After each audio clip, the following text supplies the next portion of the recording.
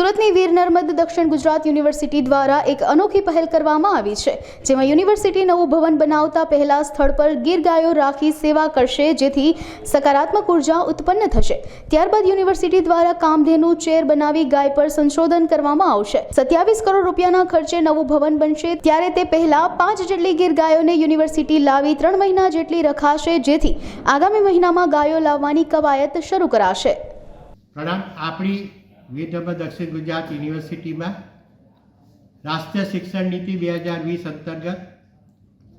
માન્ય પ્રધાનમંત્રી શ્રી નરેન્દ્રભાઈ મોદી સાહેબના સ્વપ્ન સમાન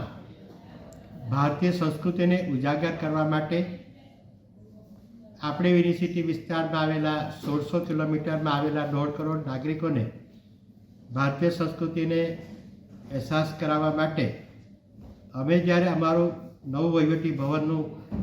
શુભારંભ કરી રહ્યા છીએ, ત્યારે ગીર ગાય એટલે કે ગૌ માતાને એ પૂજા સમયે હાજર પણ રાખવામાં આવશે અને થોડો સમય માટે 2 ગીર ગાય જે છે એ તે સ્થળ પર રાખવામાં આવશે।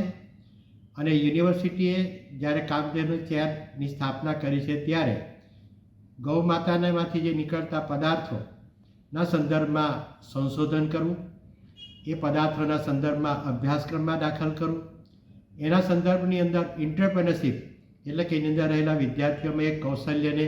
વિકાસ કરવું, વિવિધ રિસર્ચ ઇન્સ્ટિટ્યૂટો સાથે કોલેબોરેશન કરીને આ પ્રકારનું મુખ્ય કાર્ય અમે શરૂ કરવા જઈ રહ્યા છીએ।